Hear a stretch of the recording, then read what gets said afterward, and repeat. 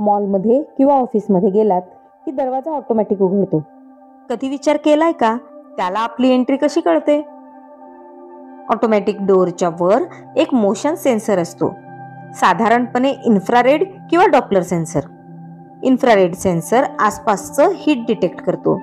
तुम्ही जवळ गेलात की तुमच्या शरीराचं तापमान सेन्सरला जाणवतं, किंवा डॉपलर सेन्सर असेल तर तो मायक्रोवेव्ह वेव्ज पाठवतो आणि जेव्हा तुम्ही हलता त्या वेव्हचा रिफ्लेक्टेड पॅटर्न बदलतो. हा बदल कंट्रोल सिस्टीमला कळतो आणि लगेच मोटर दरवाजा ओपन करते. तुम्ही पुढे गेल्यावर काही सेकंदांनी सेन्सर पुन्हा शांत होतात आणि डोअर ऑटोमॅटिक बंद होतं. तुम्ही कधी ऑटोमॅटिक डोअर समोर उभं राहून तो उघडतोय का असं टेस्ट केलंय का? कमेंटमध्ये नक्की सांगा.